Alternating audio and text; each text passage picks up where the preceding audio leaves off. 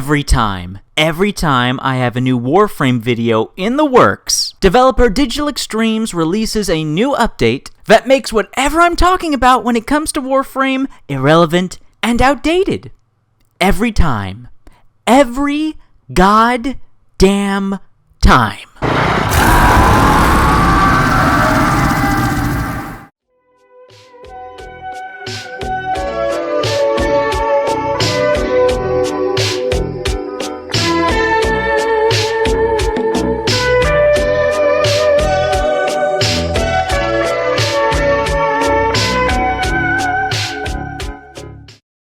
Hey! Hi! How you doing? This is the Gamertron, and welcome back to the Gamertron Show. Now, Warframe is one of my favorite video games of all time, and I've been playing this game for a very long time now. Years, in fact. All the way back in 2013. I've been playing Warframe since it was just 2 tile sets, and all the bosses were just recolored and resized normal enemies. Do you guys remember when Captain Vor was just a big red butcher?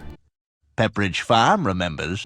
I remember. God, it's been so long. And in all this time that has passed, Warframe has come so far. The developers of the game, Digital Extremes, have proven time and time again that their game, Warframe, has limitless potential and that they can deliver on that potential. Versatile parkour movement, giant boss battles, cinematic story quests, space fighter jetpack combat, and so much more. It's been a pleasure and a privilege to play Warframe and see it grow and evolve into something that's going to go down in gaming history as one of, if not the best, free-to-play video game of all time, and one of the best and one of my personal favorite science fiction fantasy action games of all time. All that being said, however, I had my doubts when it came to Warframe's previous biggest update and content drop, the Plains of Eidolon. I was somewhat confused why the internet was getting so hyped and excited and building up and making a big deal about this next update to Warframe. From my perspective at the time, it looked like to me it was just Warframe doing its typical Warframe thing, just getting bigger and bigger. I presumed that the Plains of Eidolon was just going to be a big, wild open new tile set with a fishing minigame and a new big boss to fight. I was so fucking wrong. Warframe Plains of Eidolon is a true expansion and evolution of the already established Warframe formula, building upon everything good that Warframe has already done with so many aspects: aesthetics, visuals, progression and unlocks, storytelling, lore, world building, and new and exciting ways to engage with Warframe's combat gameplay and movement systems. Even just examining or making any sort of responsible retrospective or review on the Plains of Eidolon content solely within Warframe is a pretty decent undertaking. There's a wealth of content, progression, and unlocks that you can't just half-ass the Plains of Eidolon. And the reason this video has taken so much time is that before I shared any critical or constructive thoughts on the Plains of Eidolon, I truly wanted to experience it and get invested into it. However, even after dumping several hours in the Plains of Eidolon, I can safely say I have nowhere near experienced everything that the Plains have yet to offer me. So many new items to unlock, both gameplay and cosmetic oriented, dozens of new different resources to farm and grind, so many customizable melee Zaw weapons to build, so many more Eidolons to fight, and a breathtaking open world environment with still so much to be explored. Well, it's about time I actually started talking about all this stuff, eh? These are my thoughts, feelings, and opinions presented in my personal retrospective and review of Warframe, the Plains of Eidolon. Now, before I actually talk about the titular Plains of Eidolon themselves, I think it only appropriate that we start with the new player hub that is attached to this new open world environment, the town and marketplace of Cetus. Now, Cetus, from a visual and aesthetic perspective, is absolutely superb. Cetus is just overflowing with character, personality, and excellent world building. This little player hub feels alive. Much more so than the previous and older player hubs, the relays. You see the people of Cetus going about their daily lives, bantering, selling, idling, alongside all the new vendors the player can visit. For the new customizable Zaw melee weapons, for managing fishing, for managing mining, for taking bounty missions, and for hunting Eidolons. And each one of these vendors is brimming with character and personality. They stand out, they're distinct, they're memorable, they're entertaining. My particular favorites being Hawk, Konzu, and Onko. And Cetus and its people, its characters, do introduce something that I think Warframe has been missing up until now in terms of world building and lore. You see, the Tenno and their Warframes are supposed to be the protectors of the galaxy, but up until now we've rarely seen the people we're protecting, that we're saving from the Grineer and the Corpus and the Infested. But now with the Plains of Eidolon with Cetus, we get a close-up and personal look at the people of the galaxy that we are sticking up for, that we are defending. And to me, at least personally, this adds fantastic emphasis from an in-game storytelling and world-building perspective that we are as Tenno, heroes, protectors, and defenders. And I want to continue to be so and do so for the sake of the lively and wonderful people of Cetus. Cetus just has great design, great sound, fantastic atmosphere, and on the mechanical and gameplay side of things, I find everything to be just the right size, the vendors are the right space away, and having the option to instantly fast travel to each of them is very convenient. And each of the vendors provide useful services and items to purchase, so I look forward to and have incentive to return to Cetus time and time again. Going back and forth from Cetus never felt like a drag, never felt like a waste of time. I never had the thought of, oh, I gotta go back there again. Cetus, in my opinion, in terms of and in comparison to other player hubs from other video games, is one of the best, mechanically and visually. But okay, that's enough about the hub. Let's talk about what you're all here for, the new open world environment, the Plains. Alright, in terms of visuals, aesthetics, graphics, holy crap, the Plains are absolutely drop-dead gorgeous. I can't tell you how many times I had to stop what I was doing to just look around and admire the environment. It doesn't matter if it's night, day, sunset, or sunrise, the Plains look absolutely gorgeous. Some of the best art design in Warframe. All the hills and slopes and valleys and flatlands covered in grass, bushes, trees, boulders, various rock formations, leftover Orokin and sentient architecture. And then there's the meticulously designed and beautiful looking cave areas, each one looking and feeling distinct. They really do look and feel like caves. And then there's all the different Grineer camps, installations, mining operations, that all look and feel like typical Grineer. It all fits within the Warframe universe. It's all natural, nothing feels out of place. The Plains of Eidolon, simply put, from an aesthetic, visual, and graphics point of view, is absolutely stunning. Beautiful. It is absolutely worth the grind to unlock the Plains of Eidolon scene for Captura to take some pretty damn good screenshots. Now, the Plains open world map, gameplay-wise, I have to admit, completely exceeded my expectations. Like I said at the beginning of this video, with Warframe Plains of Eidolon, I just assumed that the Plains of Eidolon would just be a new wide-open tile set. But developer Digital Extremes and the game Warframe has proven definitively that not only can they build an open world, a true, fully-fledged open world map and open world game experience that easily competes and even surpasses some of, at least for me personally, some of the best open world maps and open world levels in gaming. As someone who really enjoys, really likes open worlds, open world games, open world maps, exploring the Plains of Eidolon has been an absolute delight because there's actual stuff to explore and discover. New fishing locations, caves, stashes of Grineer supplies, secret really well hidden Easter eggs, and of course, beautiful vistas. And the Plains of Eidolon feel fantastic to traverse thanks to Warframe's fantastic movement and parkour system. Admittedly, it can look really silly at times, consistently spinning and rolling in the air, but hey, it gets you where you're going, and there's also the faster option of obtaining a reusable blueprint and building Arcwing charges that allow you to bring in your Arcwing, equip your Arcwing, and fly around in the open world of the Plains. Not only does this add a fantastic feeling of speed and of course saving you time, traveling across the Plains so remarkably quickly, but also adds a fantastic sense of scale, really allowing you to absorb just how massive this whole open world environment is. Now, combat gameplay in the Plains is a bit of a different story, bit of a mixed bag. Now in the Plains, there's not nearly as much convenient cover as in the regular tile set levels of the rest of Warframe. It's mostly wide open spaces. One positive aspect of that is if you prefer to play with sniper weapons or equipped a Warframe with large AoE damaging abilities, you most certainly are going to get your murder on. But the Grineer are also going to get their murder on you, since the vast majority of Grineer ranged enemies in the Plains use hit scan weapons. And without a lot of cover to fall back to regenerate your shields, plains, unless you have a Warframe with certain defensive abilities, get ready to take a lot of damage, and there's nothing you can do about it because,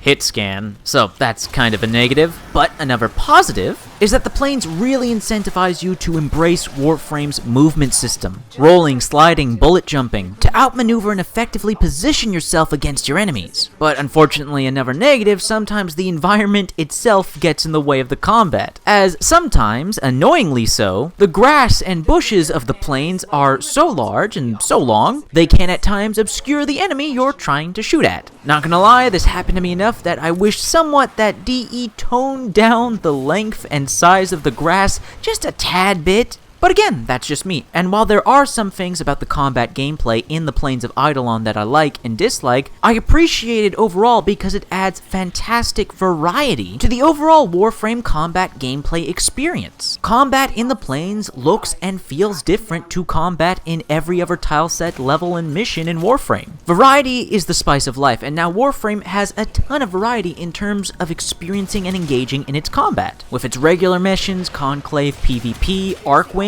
and now the Plains. I already love Warframe's gameplay, I already love Warframe's combat, and despite some things I like and dislike about combat in the Plains, it's still, overall, more Warframe, and I love Warframe, so I still enjoy the experience no matter what. Now let's talk about activities in the Plains. First up, the two resource farming minigames, mining and fishing. For mining, you draw a circle around a red or blue smudge on a random rock. The sound effects sound nice, somewhat satisfying, but you're still just drawing a circle on a rock. Nothing too provocative here. Fishing, on the other hand, is oddly satisfying, and I'll admit, I'm somewhat addicted to it. While not as addicted to it and not as enamored with it, with the masterful fishing and mechanics found in Far Cry 5, Warframe's version of fishing has just enough mechanical depth, just enough satisfying feedback, that grinding and farming fishes for resources is something I actually look forward to. Just throwing that spear into the water, striking your prey, and seeing your Warframe hold up your prize, it just looks and feels really good. Not Far Cry 5 levels of fishing goodness, but still pretty good. Up next, and finally, we have bounties, the multi-staged missions you can accept from the vendor Konzu to help you gain reputation and standing within the Ostron faction, the people of Cetus. And these bounties, these multi-staged missions, are excellent. One, they have great variety in types of objectives. Yes, it's mostly killing Grineer, but isn't that why we're playing Warframe in the first place, to kill things? But you're killing things for a variety of purposes behind them, either to defend an objective, a moving drone, or a stationary armory, seeking out to kill or capture a Grineer commander, rescuing a civilian, defending an area, you name it, just about every mission archetype is utilized in the bounties. And that's great. It's what we usually do in Warframe on typical missions, but modified to work within an open world format and formula. 2. The bounties use the open world environment of the plains to their fullest, having you traversing and visiting several key landmark locations throughout the map, with tons of resources to plunder, enemies to kill, and when specifically playing solo, to really explore these locations, to see what secrets they might be hiding, or to just admire the level and environment design. The bounties do a good job at getting you out there into the open world, is what I'm saying. And third and finally, the bounties provide you with excellent rewards, a variety of useful and rare resources, really powerful and unique mods, really sought after high-end items rewarded from the high-level, most difficult rewarding bounties, and tons of Ostron standing and reputation to buy stuff from the Cetus vendors. So the bounties are great. The bounties are fantastic. All the activities in the Plains of Eidolon, when viewed together, are absolutely solid. But there is one big negative that lingers over the entirety of the Plains of Eidolon progression system and content, and this is something I have never been fond of or approved of in Warframe for a while now, and that's the daily reputation standing limit for factions. I'm not gonna lie, the Warframe Plains of Eidolon content has gotten me addicted to and fallen in love with Warframe all over again. I've been busy over the past, year playing a ton of other different video games. and only playing Warframe on and off here and there. But in getting this video together, not gonna lie, another reason this video has been taking so long is because I've just been playing maybe a bit too much Warframe when I should have been writing the script for this video. Seriously, it's just really that good. Warframe has got me hooked on that gameplay feedback, that progression system feedback, the farming and grinding of resources and just unlocking more and more stuff. Oh, it feels so good. But that satisfaction, that enjoyment of making progress in Warframe is brought to a screeching halt each and every day when you hit that goddamn faction daily standing limit. Oops, sorry, you need just a bit more standing to buy that particular item? Come back tomorrow. No, just let me play another bounty. Let me gain more reputation so I can buy that damn item. Nope, sorry, you've hit your limit. You're being time gated. Come back tomorrow. Look, I get it. I know why Digital Extremes does this, and it's admirable of them. I have nothing but respect for their decision. I know the reasoning behind their decision. They realize Warframe can be addicting. They have the numbers, the statistics, the metrics to prove it, and they want people to take a break from the game. They don't want people to play the game 24/7, and I get that. I respect that, I admire that. Digital Extremes, you guys are fellow Canadians. I understand the kindness, I understand the selflessness in your actions, but I don't think putting a cap, putting a daily limit on how much reputation or standing or whatever you want to refer it to as for factions isn't the way to go. I'm having fun playing the game, making progress, unlocking stuff, and having the game just go, stop, you cannot progress any further, come back tomorrow. Again, I admire and respect the intentions of the developers, but completely halting and time-gating progress, which in many cases can be the personal subjective enjoyment of the player, doesn't make Warframe a better game whatsoever. While I will say that the Plains of Eidolon content within Warframe does contain a very satisfying, very addicting progression system, the daily standing cap limit is just a real kick in the balls. An unfortunate personal negative and disagreement I have with the Plains of Eidolon and Warframe overall. Now, there's a few other aspects and features of the Plains of Eidolon that I want to quickly touch on. Zaws, the personal customizable melee weapons. I love the concept, I love the implementation, I love the look and feel of the individual parts and the full-fledged weapons they can form. This is definitely a part of the progression system of Plains of Eidolon that I am addicted to, and I look forward to crafting many different Zaws and experimenting with all the different parts and builds. The amount of crazy looking spears, daggers, and swords you can make from this is going to keep me playing Warframe for a long time to come. The cinematic story quest, Saya's Vigil. Warframe just keeps getting better and better with its quests. In terms of character development, storytelling, objective and mission structure, unique set pieces specific to the quests, and how it all just flows and works seamlessly together. The new characters introduced in this quest, Konzu, Saya, and Anko, are all excellent, well voice acted, well written characters that I really came to like. And there was simply some fan-fucking-tastic lines of dialogue from long-running Warframe villain, Grineer Counselor Vayhek. I'm just gonna say this right now, Vayhek is an absolute treasure. However, overall, the Saya's Vigil quest, excellent introduction to the Plains of Eidolon, great story, great characters, and a great reward at the end too. The new Warframe that was introduced with the Plains of Eidolon when it first came out, Gara. Gara is a great Warframe, a solid addition to the roster, a very nice and effective balance of offensive and defensive abilities, and she is looking badass and sexy as hell. And of course, finally, I have to comment on and share my thoughts on the titular Eidolons of the Plains of Eidolon. These boss battles against the Eidolons are fantastic. First off, visually, the Eidolons are incredible. A fantastic sense of scale, weight, and power. As well as this also almost Eldritch Lovecraftian design to them, they look so otherworldly and alien. I love it. And then there's actually fighting them. Now, fighting them is a real challenge. You're definitely going to need a higher level operator amp if you want to effectively take an Eidolon on solo, instead of the kind of crappy, weak first amp you get for completing the Saya's Vigil quest and meeting Anko for the first time. But the Eidolon boss battles can be soloed, and it can be very challenging, very fun, and very rewarding. But the most fun I've had with the Eidolon boss fights is playing them in PvE public. Having 4 players together with their multicolored Warframes, multicolored colored, bright and explosive abilities. You got some guys flying around in Arcwing, while we're switching back and forth from Warframe to Operator to lower the Eidolon shields, hit its weak points, kill the little tiny sentient Vombulists that spawn and flock around the Eidolon, trying to avoid and dodge the Eidolon's massive AoE attacks, which are all telegraphed by animations, which is really appreciated and a very nice detail. And just fighting Eidolons in a group with players, it's just a lot of fun. It's a visual spectacle, a mechanical gameplay challenge, and again,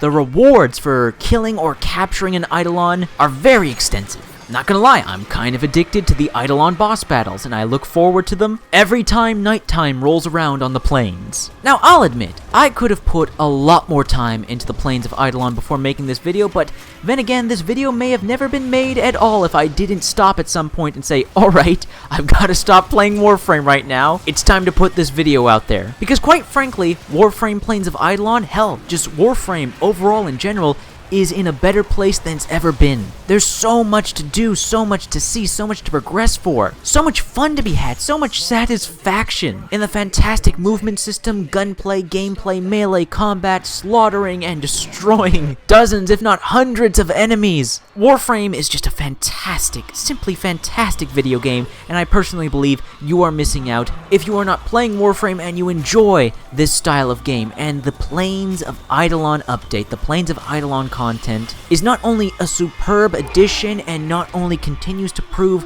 that Digital Extremes and Warframe are capable of anything, that the potential of Warframe is limitless, but it has me eagerly awaiting and anticipating the next open world environment and update to Warframe within the same vein as Plains of Eidolon. I didn't think it was possible for me to love Warframe even more, but here we are. I love this game. It's a pleasure to play it again, and somewhat worrying that I'm somewhat addicted to it again.